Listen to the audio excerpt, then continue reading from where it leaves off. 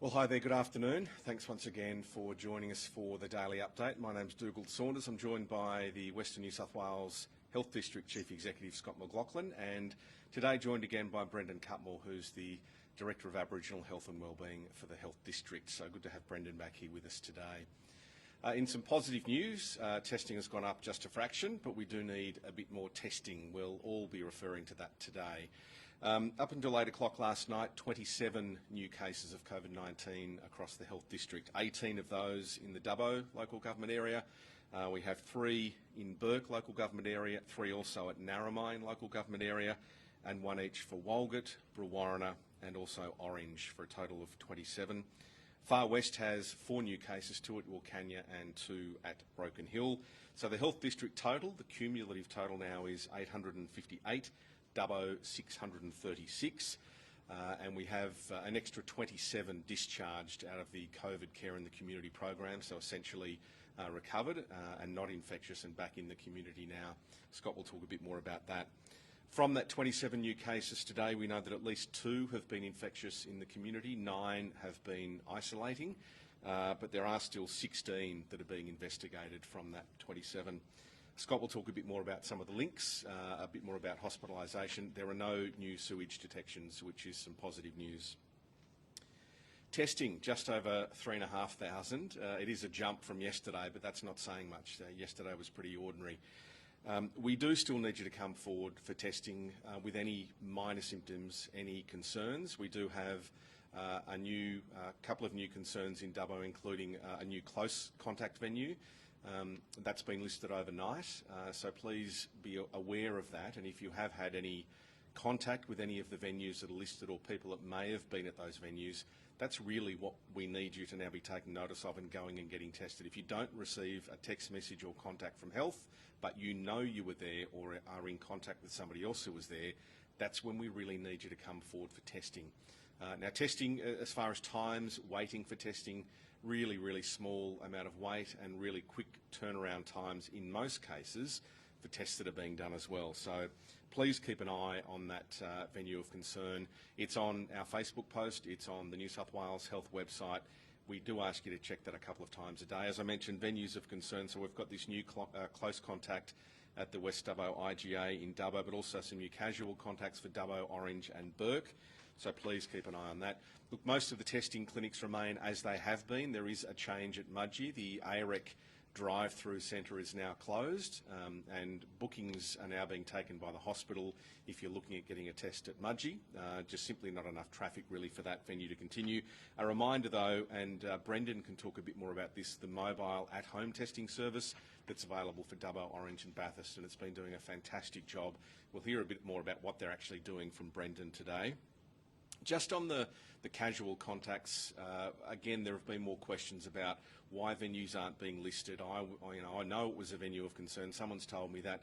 Just be aware, as Scott has mentioned a few times now, not all venues will end up being a venue of concern on a public website. If all of the people who are at that venue have been contacted by health, the venue itself doesn't need to be listed, and so in many cases that is done. The ones that are listed are where health hasn't been able to contact everyone who may have been there, and there is that concern level raised. So just to reassure you of that. Pop-up vaccination clinics, huge success yesterday. Orange and Bathurst really went gangbusters. It was fantastic to see. So we're encouraging people again, Orange and Bathurst today, but also Cobar, Walgett, and starting at Cooler today as well. Keep an eye out for when these pop-up clinics will be in your area. We've got a link on this Facebook post now. And look, the other good news is just confirming today, second doses of these vaccination clinics are happening from next Monday, the 13th, back in Dubbo. So we've had a lot of questions about that, people saying, when is it going to be available? Do I need to book in? These will be walk-in clinics again. If you've had your first dose at one of the walk-in clinics, we're encouraging you to come back from next Monday. It'll be a full 7-day process at Pioneer Park, the pop-up clinic again for second doses starting Monday, the 13th of September. Remember, you need Medicare, some sort of ID and or your health identification number to get the vaccines. All of these are walk-ins, the ADF clinics, no bookings. but do take maybe some food or water. You might be waiting a couple of hours in some cases, so just do be prepared for that. The drive-in clinics are working well. Dubbo Showground still taking bookings. Again, that's filled up really quickly, but bookings are available. A link to how to book for that one on this website as well, on this Facebook post as well. And all of the vaccination clinics that are happening right around the region still operating at the moment as well. So we're encouraging as much as possible. Do what you can. Book through Health Direct, the eligibility checker, and make sure you're coming forward for your vaccination. Wellington Vaccination Clinic, just a reminder, this week is walk-in. For those in the 2820 postcode area, so Wellington and District, walk in, no booking required if you are from the Wellington area. This is the final week of Pfizer dosing, because then the clinic will move to second doses from next week. So a really strong encouragement. Make sure you make the most of this week at Wellington's Vax Clinic, which is in the Wax car park. And if you do want to make a booking, 6845 5423. And look, just a note that I mentioned yesterday, again, just to be aware of it for a bit of planning, the Mudgee Vaccination Clinic, which has been run extremely well, and again doing great numbers there with the South Mudgee Surgery teaming up with the Mudgee Clinic. Saturday and Sunday, 18th and 19th of September, there will be a vaccination clinic running for all children 12 years and over, so to make sure that all of our school children are vaccinated heading back to face-to-face learning. So that's running 18, 19 of September, and you can make bookings through the main vaccination clinic number, which is 6362 4031 for more details on that. Brendan's going to talk a little bit about some of the visits that are happening around the region, but a reminder, if you are needing help with transport, community transport available, we've got a link to that, a really good relationship with Transport for New South Wales to make sure no one's being left behind. If you need help, reach out for it. There is always somebody that can help you, and make sure you're telling your friends and family about those availabilities as well. I'll hand over now to Scott for a bit of an update on the numbers. Thanks, Dougal. Good afternoon, everybody. Well, as Dougal said, the ADF have now been in the region for about 4 weeks.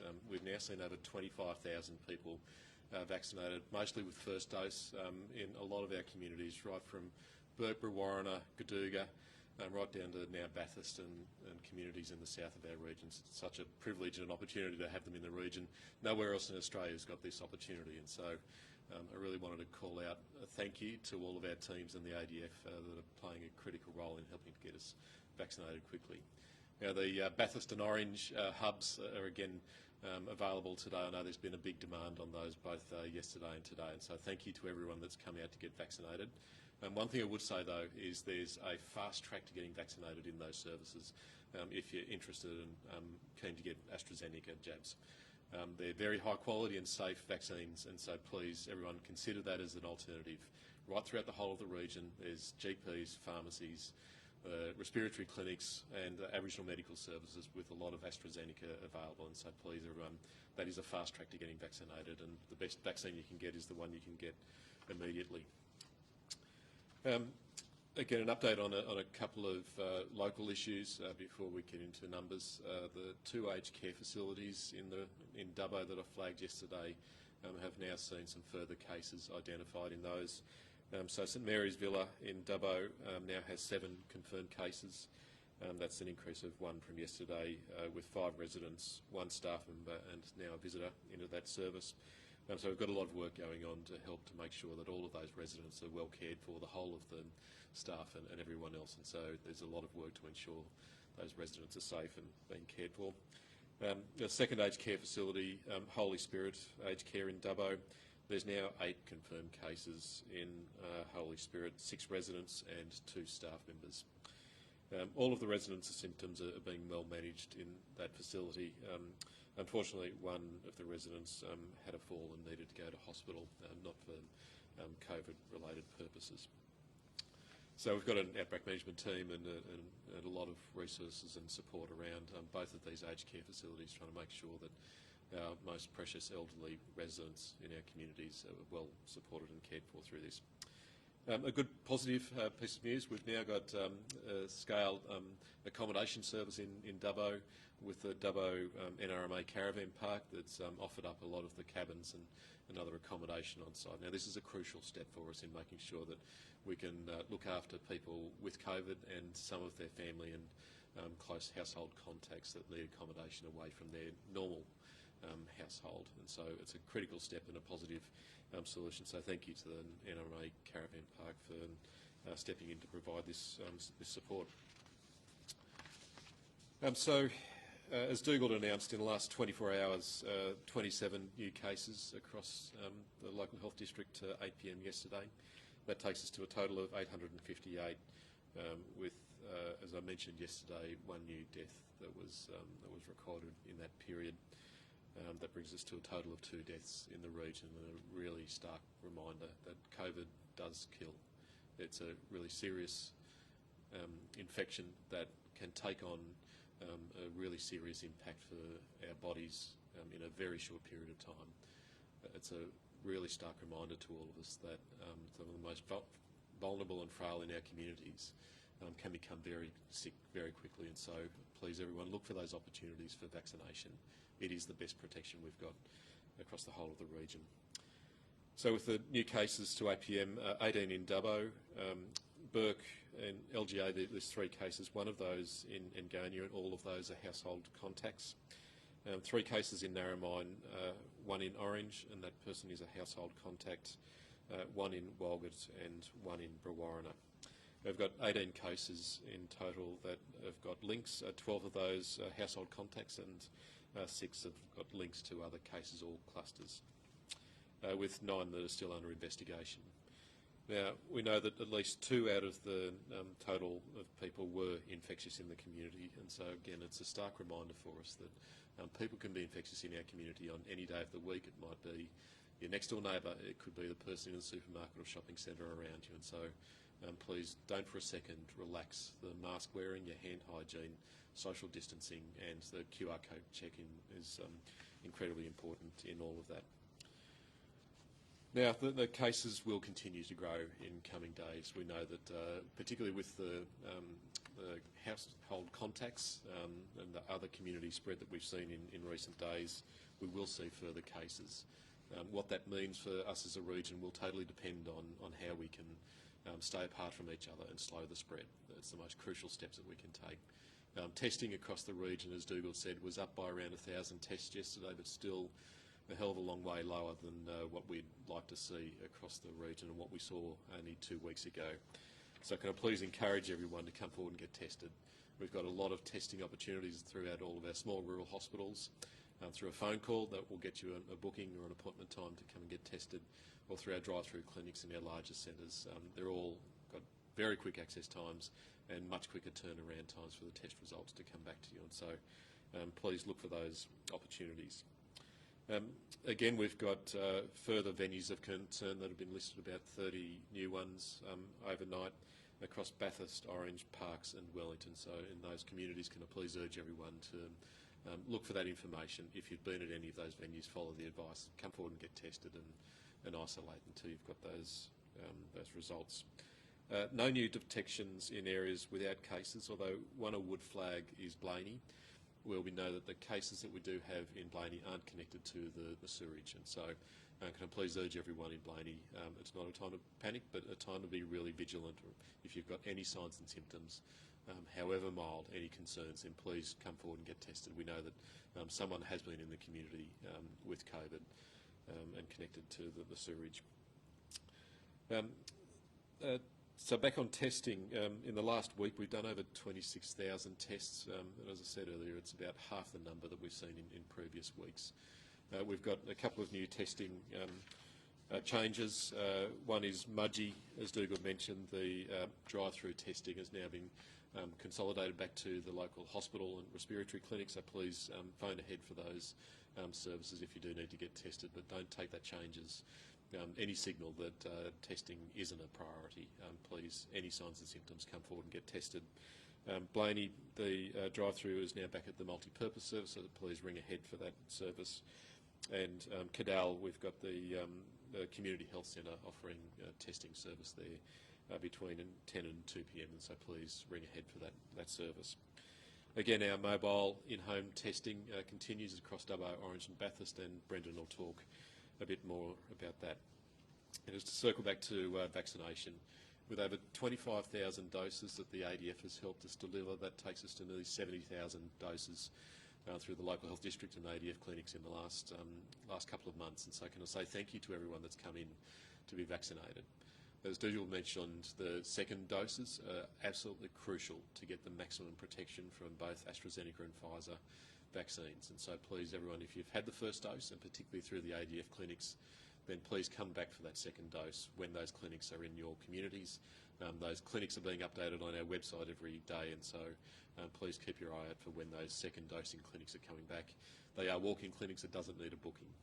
Now, if you've been vaccinated through any other provider, whether it's the local health district vaccination hubs, a GP and AMS respiratory clinic, or the other vaccination services that are around in town, and you haven't got a second dose appointment, then please reach out for those. They're really crucial to get. The timing of those is important. For Pfizer, it's between 3 and 6 weeks. It can be pushed out to 6 weeks and still get the same effectiveness of the vaccine. And now for AstraZeneca, it's been shortened from 12 weeks down to 4 weeks. And so if you've had your AstraZeneca appointment in the last 2, 3, 4 weeks, then please look out and book those follow-up appointments. They're really crucial. Now, today's also the day. Don't hesitate to book an appointment for a vaccination if you haven't had one. We're particularly concerned about the older generation and older people in our communities. We know that there's still around 20% of people aged over 75 that haven't had a vaccination yet. And so can I urge everyone, if it's your mum, your auntie and uncle, or anyone in your family, then please have that conversation. It's so crucial that for the most vulnerable in our communities that we get vaccinations in arms in the next couple of weeks. And so please don't hesitate for that. There's a lot of AstraZeneca available through all of the vaccination services in every town. And so it's quick, it's effective and very safe. So with that, I'll hand over to Brendan. Brendan's our Director of Aboriginal Health and Wellbeing. He's been heading up for a lot of time now our public health response across this, our Aboriginal health team and leadership around our engagement with Aboriginal community and support for communities, households and people across the region. So I'll hand over to Brendan. Thanks, Scott. I'd like to start by, first of all, passing on my love and sympathy to those families and of people that have lost their life over the last few days. Genuinely, from the bottom of my heart, my love and support goes out to all of those families across this footprint. In terms of the services across our area that we continue to keep delivering, my Aboriginal support, our cultural support team continue to keep supporting any of the confirmed cases of Aboriginal people within our local health district, and equally are supporting with getting any of the medication and urgent food supply in for those confirmed cases and any of the close contacts that are isolating with the confirmed cases. So it's really wrapping that support around those families. There are a growing number of other support services that have come online now right across our local health district region, and I want to thank those services for the food and essential supplies that you are putting into homes across our region. They're much needed resources, and equally I know that you've been able to reach into homes in our smaller towns, in some of our other larger regional centres, and the work that they're all doing right now is obviously helping all of you to continue to keep isolating safely at home so that we can reduce the spread within our communities. I want to encourage you all to continue to keep reaching out to those services. How you get access to them is that you can either contact our call centre if you need to find any of the information around that, and that's 1300 066 055, or you can equally reach out to any of the support services that you're familiar with and that have been supporting you prior to this pandemic. They'll be familiar with who is providing the food and essential resources, and they'll be able to connect you in with those services. As both Dougal and Scott have mentioned, we do have mobile testing available for those people that just for a lot of complex reasons can't actually make it into any of our regular testing facilities. Mobile testing has been busy, particularly in Dubbo, Orange and Bathurst, and that's wonderful that people are reaching out to the service. I really want to encourage people, though, if you can make it into one of our other testing sites, to do that, so that we can ensure that that our mobile testing teams are reaching the homes that really need them. In our smaller towns, most of the locations are able to, if you reach out, get to you at your house. But you'll just need to reach out to your local health service, or once again, contact our call centre, and we'll do everything that we possibly can to come up with an option to reach out to you and your family.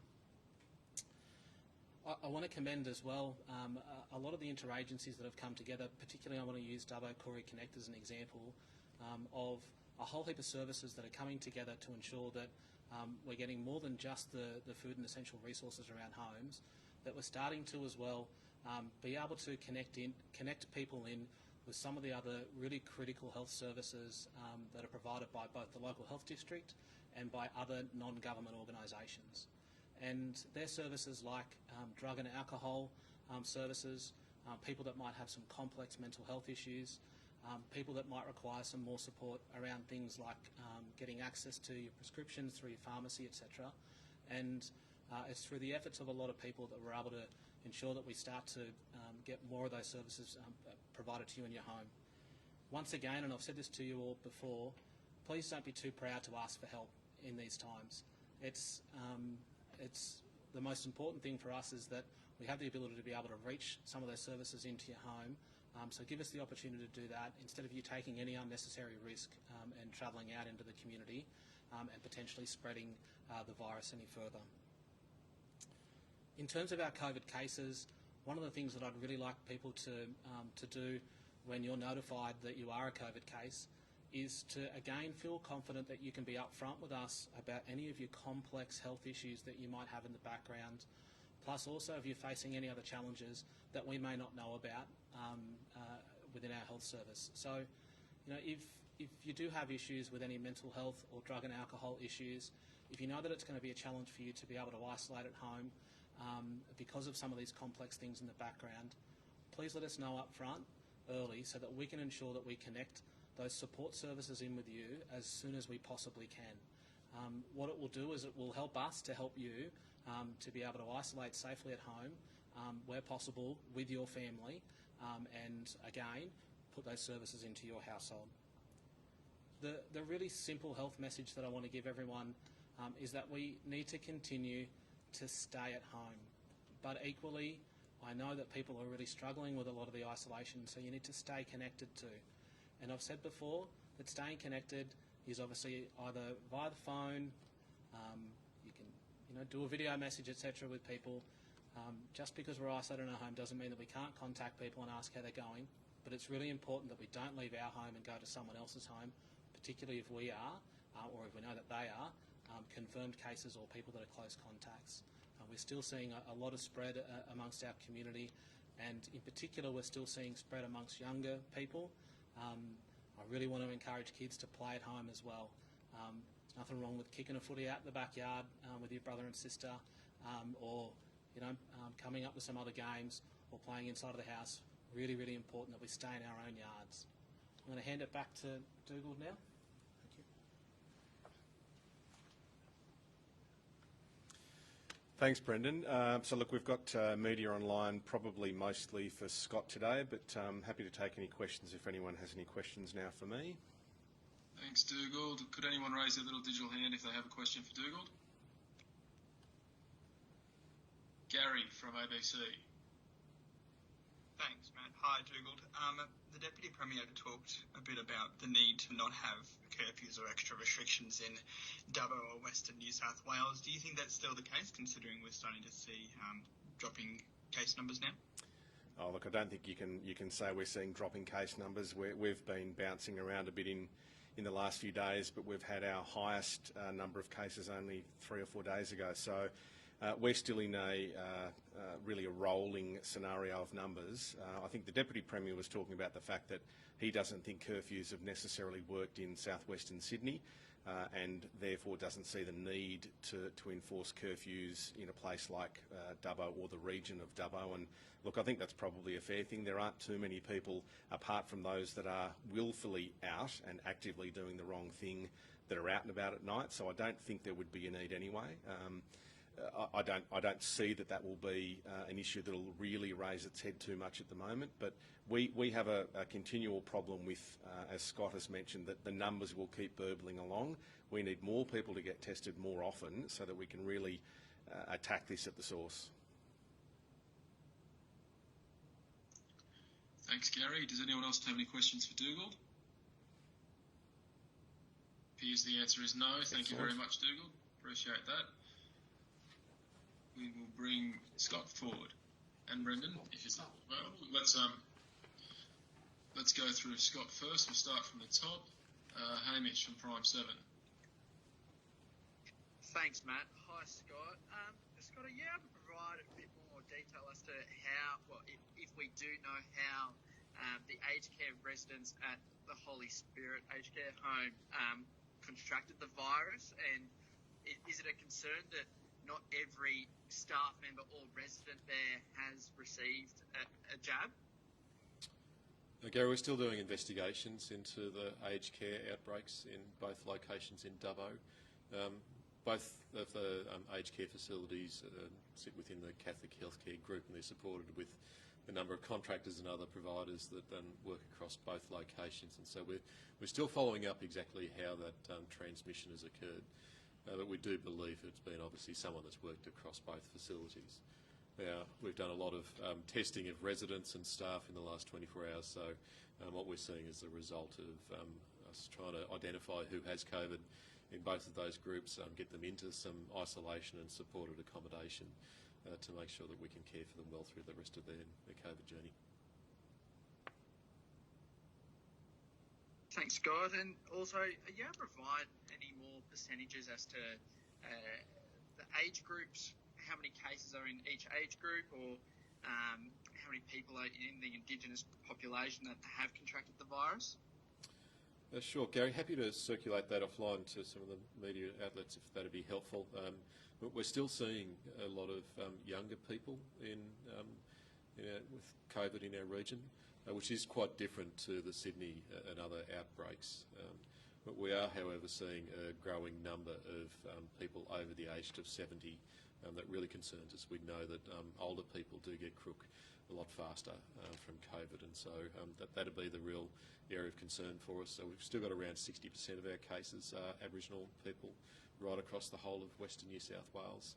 With a 13% Aboriginal population across the whole of the region, it's way too high. And so with Brendan, we share a real concern around the ongoing transmission within households and within communities. Those are the things that we really want to see slow down, and particularly the number of people infectious in communities. Thanks, Scott. Thanks, Matt. Thanks, Hamish. Gary from ABC, do you have any questions for Scott? I do, yep. Thanks, Matt. Scott, I just want to ask you a question about airlifting people out of more remote communities to places like Dubbo. How are people airlifted? Is it done like on a case by case basis? So like you determine whether or not they can't, I guess, isolate at home, and they get moved to Dubbo, either to hospital or one of those isolation facilities like the NRMA place? Yeah, sure, good question. So we've got a lot of arrangements in place to try and care for people in their home or in their community, and that's the absolute priority. We know that the vast majority of people who contract COVID can be cared for in home, and so our amazing teams that go into the home every day have now got over 500 people or patients that they're caring for. They're specialist nurses, doctors and other clinicians. And so that's the absolute priority for us, is to try and keep people in their home.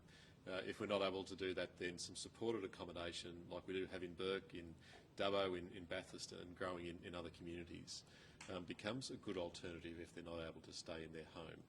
Now, where people do need some form of clinical care, quite often they will come into hospital for, in some cases, just 24 or 48 hours, and quite often that's for if their oxygen saturations are low and they need some extra nasal prong oxygen or high flow oxygen to help lift that, then that's part of the care that we'll provide in hospital. It's not always critical care that's needed in intensive care, but just some top-up and supported care. Now, if people do need to leave their hometown for more critical care, then that's something that we've got a fantastic arrangement with both ambulance and the RFDS. RFDS have been well organised for well over the last 12 and 18 months now to ensure that we can transport patients with COVID safely in a plane with other staff and clinicians in those planes. And so that's something that we're well experienced and are now well organised around how we do that. And it's clear that we can't care for patients in every small rural hospital, particularly given we've got aged residents in a lot of those multi-purpose services. And so it will be necessary, unfortunately, for people to leave their hometown for care in some of those instances. We're also preparing hospitals like Narromine as a facility that can care for patients. And they don't need to be in intensive care or in Dubbo at the time, but it brings them closer to the acute care that they might need at some stage in coming days.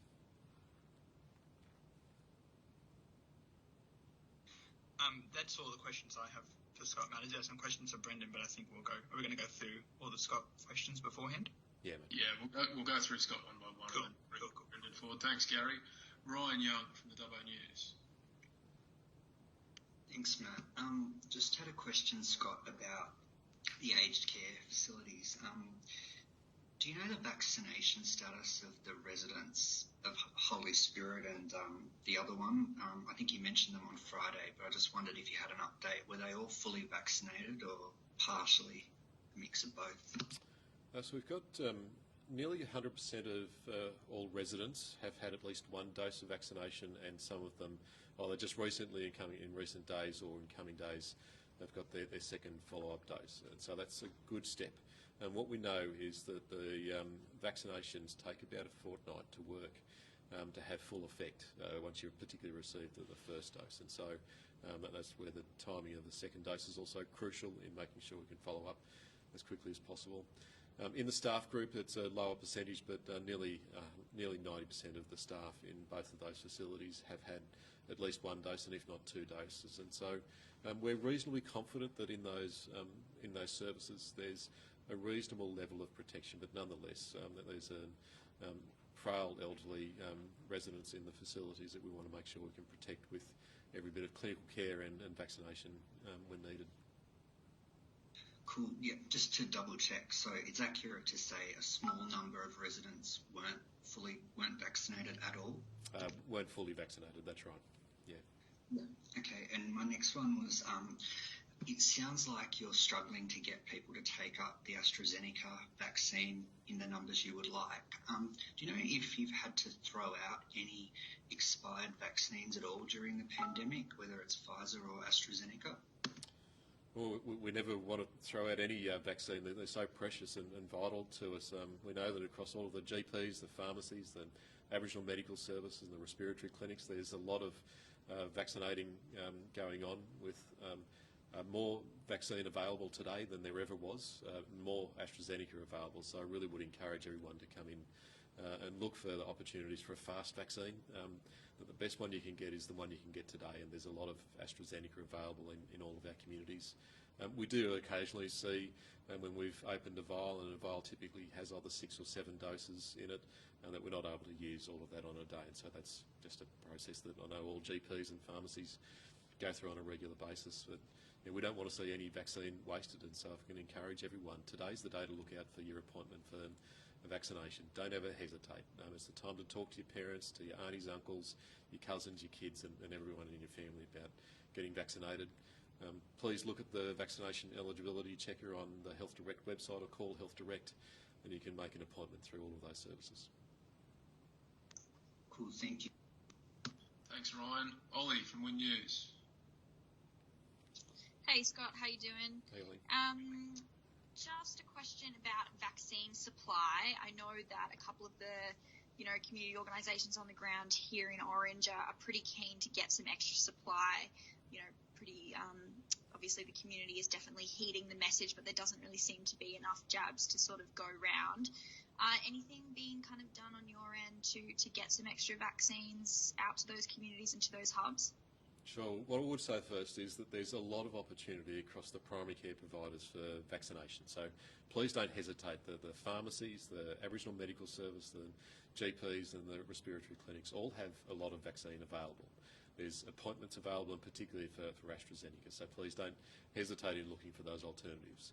The ADF clinics have been a godsend to our region in having ADF come to our backyard, but nowhere else in the country. And so it is helping us to fast-track the vaccination program for us.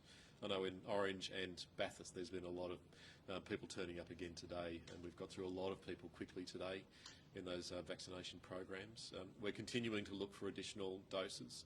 Haven't secured that final yet, but I know there's a lot of consideration, particularly from the Commonwealth, around how we can get some extra doses into the region to vaccinate people quicker. Cheers, appreciate it. Thanks, Ollie. Claudia from Prime 7 Orange. Thank you, Matt. Hey, Scott. Just again in regards to the vaccination hubs, there were some reports that yesterday over 700 people were vaccinated in Orange, Bathurst, sorry, not Orange. I just wanted to confirm this. Like, is there more being done than the 500 limit? Yes, there is, and that's because we've also got some other primary care partners and GPs and others that are also helping to vaccinate in some of those locations. So it's been a great team effort of people coming together right across the community. A lot of our clinicians out of our hospitals and health services coming out to help vaccinate as well. So it's been a great solution. We know that these clinics are available right through the rest of the week. So if I can ask everyone, please be patient. It doesn't need to be today or tomorrow that you come for vaccination. Please look for the older alternatives in both cities as well. Fabulous. And just given that there is more supply now, do you know what the expected sort of maximum or capacity is today? So around both 500 through the ADF clinics in both Orange and Bathurst, and some of the other primary care partners are bringing along some of their own vaccine. And so we'll vaccinate as many people as we can today. That will mean we can't do absolutely everyone. So again, please everyone look for opportunities with other providers as well. Thank you. Thanks, Claudia. Riley from the Central Western Daily. Hey, so yeah, again, just on vaccine sort of thing. So first of all, I just wanted to check the vaccine rate for Orange. I believe it is at 72% first dose and 41.6 second up to Sunday. And just kind of with that, with the number of vaccines that are available to the hub throughout this week, the population of Orange, all that, I've estimated it might probably get to about 85% will have a first dose by the end of Sunday. Is that right, I guess, by your figures, or do you think there is a possibility that Orange could get to 90% first dose by the end of this Sunday pop-up hub? So Riley, it is exciting to see the ADF in town, but also the other primary care providers that are vaccinating as well. We know that there's been 5 times more done through the GPs, the Aboriginal Medical Services, the pharmacies and the respiratory clinics, and there has been through the ADF clinics. And so that's the opportunity for everyone in Orange to get vaccinated now. We do want to see it get above the 80%. It's been a fantastic race, I think, across the region that Orange has led for quite some time in getting vaccinated quickly. So don't hesitate. Today's the day to look for a vaccination opportunity. We do want to get to 80% of both doses, but I think it's entirely possible this week for the whole of the community to get to 80% first dose. But it does rely on everyone looking for those other alternative options to get vaccinated. And just to follow up on that one, for the vaccine rates, are we going now off 12 and older or 16 and older? So the 12 and older age group kicks in from Monday through the state-based services and the ADF, and so that will change on Monday, a lot of the eligibility and the numbers. So I'd expect that will mean that we'll see a decrease in the first and second rate of dosing percentages, but we'll be measuring a broader group with that. So expect some change with those numbers, but it is great to see so many people getting vaccinated at the moment. Cheers for that. And just the second question. Obviously, in Orange, say we had a big jump in number of venues of concern in Orange, last night. I guess, is there a particular reason for this? Are these linked to anything? Because, just usually there hasn't been, this many, if any, venues of concern being added to Orange's lists on a daily basis. Well, they're linked to people being infectious in those locations, and it's not being able to contact everyone that have been in those locations. So can I please urge everyone today, look at the locations of concern that have been identified for Orange and the surrounding communities. don't hesitate for a second in coming and getting a test. Either if you've got symptoms or you've been in one of those locations or you've got a concern that you've been in contact with someone that might have been potentially infectious or just not feeling well. So, but those are the things that there's some real urgency around. Don't leave the house if you've got any signs and symptoms, however mild, without coming to get tested. If you have been in one of those locations of concern, please come and get tested. That's the most crucial thing we can do right now to get in front of the spread in the community. Cheers for that. Thanks, Riley. Molly from ABC Central West. Hi. I was wondering, has there been any movement on the identification of the clusters in Orange and Bathurst particularly, and how they may have started? Well, you haven't got details on those clusters at the moment. Our contact tracing teams are continuing to work to try and identify the links of where a person picked up their infection. Now, that isn't always the case. Now, I think in today's numbers there was around a dozen people that we haven't been able to find links for. Now, some of that's still early stages. We know that there's a growing number, obviously, of people within households and contacts of a known case that we're getting. I haven't got exact details on those clusters, but I think it would be suffice to say there's been infectious people in the community. It's a time for everyone to be really vigilant. If you've got any signs and symptoms, don't hesitate to come and get tested.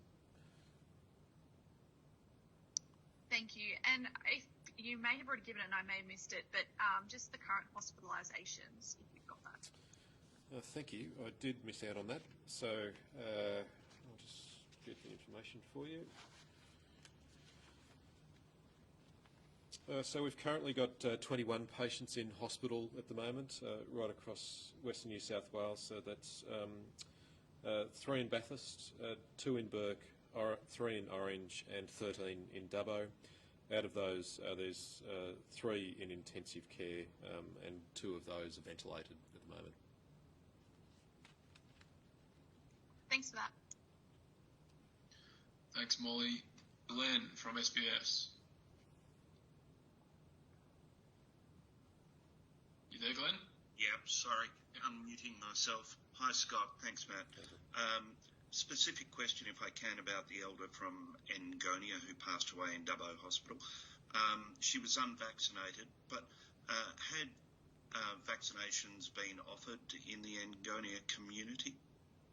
Oh, yes, there have been. So we know that the local Aboriginal medical services and other services have been vaccinating a lot of our smaller Aboriginal communities, and there has been vaccination opportunities. I believe there's a team up there vaccinating either today or tomorrow, and so there's immediate opportunities for vaccination in Engonia, in Wilmaringal, in Gadooga and all of those other smaller communities around the northern part of our region. But follow up then, but prior to this and prior to the elder becoming sick, vaccines hadn't made their way out there yet? No, they have been. There has been vaccination in Engonia in recent weeks and months. Thank you. Thanks, Glenn. Oliver from the Coonamble Times. Thanks, Matt. How are you, Scott? Just wanted to quickly clarify something that Dougal touched on earlier about the cases that had recovered from the community care program. Yeah, sure. So in the last 24 hours, we saw another 27 people that have been discharged or have recovered through our Care in the Community program. And so they've been obviously infected with COVID and been in isolation through the whole of their 14 days. So there's a good positive sign. More people are recovering every day of the week the longer this goes on. But equally, we're still seeing more people admitted to hospital. And so those are the most crucial things we've got to stop, is people getting from COVID ending up in intensive care and in more dire circumstances. Right, and just as a quick follow-up there, I was just curious how regularly you guys update those numbers of people coming out of that program. We're getting better at that. Obviously, there's more people just starting to recover from COVID, and so in coming days we'll have better information on that down to a lot more localised level. At the moment, it's across the whole of the region. Yesterday, there was 317 people that have recovered across the last 3 and 4 weeks of this outbreak. Thanks so much. Thanks, Oliver. Sam from the Western Advocate. Yeah, hey Scott. I just wanted to clarify regarding the ADF clinics in Bathurst and Orange that they're being allowed 500 doses a day. Is that just Pfizer or is that Pfizer and AstraZeneca? So there's 500 doses of Pfizer and nearly endless amounts of AstraZeneca. So there's very short waiting times to get into the AstraZeneca queue. You can fast track straight to the front of that queue. And so please don't hesitate. If you're looking for a vaccination today and you're able to get AstraZeneca, then don't hesitate for that. Perfect. And my other question is regarding the 3 hospitalisations in Bathurst. Could the Western New South Wales Local Health District confirm whether one of those was in intensive care, admitted to intensive care this morning, and whether that person in intensive care is a prison warden? So I can't give you details on individual patients. We do have 2 patients that are ventilated in our intensive care units. In Bathurst or across the region? So I couldn't give you that detail, sorry. Okay, no worries. Thank you. Thank you, Sam. That's everyone for you, Scott. Thanks, guys. We might bring Brendan forward quickly if anyone has any questions. Oh, sorry, actually, Scott, one more. Sorry, Maggie from the Parks Phoenix. Apologies. Thanks for noticing me. Scott, can you give me the latest vaccination figures for Parks? So Maggie, I don't have that detail with me today. What we're going to try and do is get that out on a weekly basis. Obviously, it doesn't change daily, so we'll get that out early next week for everyone. Okay, thanks. And just also wondering, would you be able to say if any of the Parks cases have recovered so far? As I said a minute ago, Maggie, we'll get that information down to a more local level in coming days. So hopefully early next week we'll be able to be really clear about how many cases have recovered and how many are still considered active. What we're across the whole of the state and the country, people are still considered an active case for 28 days from their point of their infection. And so what we're trying to report on is the number of recovered cases that have finished their 14-day infection and now not required to isolate. So I'll have some more information on that early next week for you. Okay, great. Thank you. Thanks, Maggie. Now that's everyone. So we'll bring Brendan forward quickly. If anyone has any questions for him, could you please raise your digital hands? Gary from the ABC, first up. Thanks, Matt. Hi, Brendan. Thanks for your time today. Obviously, after we've seen the death at Angonia announced yesterday, sorry business is going to need to take place now in that community and obviously several other communities as well across Western New South Wales. Do you have any tips or ideas about how community could carry out that sorry business, I guess, in a COVID-safe way? Yeah, look, a really difficult subject to talk about, Gary, obviously because of the very personal component of it for myself, not just in my role but equally as an Aboriginal man. What I'd encourage all of our Aboriginal communities to do is to both use some of the online resource opportunities where people are able to live stream the funerals, which I know is really difficult. I myself, through one of the passings of my own uncle not that long ago, had to do the same thing in our family, and that's obviously an option that's available to people, Gary. The other is that for people that have got any questions or concerns or just need to have a conversation with anyone about how to go about funerals and sorry business and all the elements that sit around that, please reach out to my team.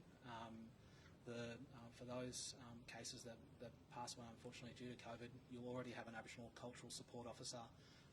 That person is available to help you as well through this really difficult time in yours and your family's life. And just one more quick question, sorry. You mentioned the need for Aboriginal people to stay at home as well as everybody else, but in the Indigenous community particularly, are you still seeing that spread of COVID in family-to-family groups rather than, I guess, someone that's infectious going to Coles or Woolies and then other people just getting it naturally there? Yeah, that's correct, Gary. We are still seeing a lot of the spread amongst the closer family groups. We are seeing spread obviously within inside of the households, but equally people that are connected to COVID cases. And That's why I keep reiterating the point of it's just really important to stay in your home and obviously not to be tempted by going around and checking on auntie or uncle or cousin or the kids. Yeah, great. Thanks so much. Thanks, Gary. Thanks, Gary. Oliver from the Canberra Times. Thanks for that, Matt. Hi there. Just wanted to clarify, you guys are doing this these mobile testing and support teams at the moment. I recall them saying in Dubbo, Orange, Bathurst. Are there any plans to bring these teams out to smaller communities in the region with larger Aboriginal populations? Yeah, so I think it's Oliver. Oliver, we have done that in other towns as well. So in towns like Canamble, Burke, Brewarrina, Walgett, etc., we've taken our mobile testing teams through the people that are out there staffing the normal testing clinic out into homes once the clinics finish in the afternoon or early in the morning. For some of the towns, we've sent teams up specifically for a day to some of those towns to undertake mobile testing if we've had a long list of people that have reached out through our call centre or through their local Aboriginal medical service or through their Aboriginal case support teams like my team. So we've taken teams out there to do that. So it's certainly been happening right across our footprint. There probably have been some towns that haven't reached out for that type of support, but like I said earlier on, if you really are struggling to get to testing and you need some support, reach out to us and we'll do the very best that we can to get to you in your home. Amazing. Thank you so much, Brendan. Welcome. Thanks, Oliver. Riley from the Central Western Daily. Yeah, just on mobile testing again. Earlier you mentioned there'd been a good uptake of the mobile testing, or specifically here in Orange as well as I think Bathurst and Dubbo. Do you have any sort of specific figures or numbers around how many people might be taking that up in town? I guess just can you speak to that a little bit? Yeah, look, I'll get you the accurate numbers maybe through Scott in further updates down the track, but to give you an idea, in the first few days in Orange we were doing more than 60 people a day. So that's a lot of people for a mobile testing team, as you can imagine, moving around to different locations, having to don and doff PPE and all those types of COVID-safe measures. So, yeah, around 60 a day, but I'll get you the correct figures. I'll take that on notice if that's all right. All good. Yep, cheers, mate. Thanks, Riley. Ollie from Wynn. Hey, Brendan, thanks so much for answering all of our questions. All good. I just have a question about vaccination. A couple of the, Aboriginal and Indigenous community groups here in Orange that I've spoken to today have said, that there's been a really positive, turnout of people kind of coming forward and wanting to get the vaccine and low vaccination, levels among our Indigenous communities isn't really attributed to a lack of willingness to get vaccinated, but more so a lack of supply. What do you see as being, some of the issues with supply in terms of vaccination and of anything that's kind of being done to make sure that, those communities do get access to the supply that they need and quickly, in particular also the second doses, not even so much the first ones that we're seeing now, but making sure they have access to those second doses so they can, kind of take that opportunity which they evidently want to take up. Yeah, sure. I suppose the best way that I can answer that question, in all honesty, is to say that there's plenty of, as Scott has mentioned, there's plenty of vaccine on offer right across the footprint, and there are plenty of options available to Aboriginal people as well, depending on the location that you're in. And that's because our Aboriginal medical services are providing vaccine appointments in not just the towns where they are based, but equally in sort of the surrounding communities.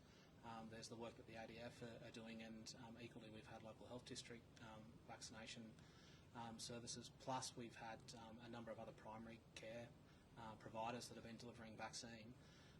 What I would honestly encourage people to do is that if you feel as though you can't get access to a vaccine and you're scratching your head because you're desperate to get it, again, please reach out to us through that our call centre, and what we'll do is we'll connect you in with an appointment as soon as we possibly can. Really appreciate that. Thank you. Thanks, Ollie. And finally, Glenn from SBS. Thanks, Matt. Hi, Brendan. Hi, Glenn. With the younger age group coming online next week for vaccinations, do you envisage any specific issues or reluctances amongst the Indigenous community with that? Will there be any particular campaign? Look, I really hope not. I mean, it's obvious that younger people are much more connected to social media. What I would encourage any young person to do is the same as any person, but I'll specifically target this at young people. If you've got doubts or you're confused or you just need some more information, again, reach out to our team or to your local Aboriginal Medical Service or to any of your local Aboriginal leaders through your land council, your local decision-making community working party people, and you know who all those leaders are in your towns. Have a conversation about it and have a conversation about why it's important for all of us to be vaccinated, because absolutely being vaccinated is what's going to get us all protected and through this pandemic. Thank you very much. Thanks, Glenn. Thanks, Brendan. That's everyone. So we'll wrap it up and call it a day there. The recording will be out as soon as it possibly can. Just a quick note that because we've gone virtually right up till 1, it might take a little longer today, but you'll have it as soon as possible. Thanks, guys. Thanks, Matt.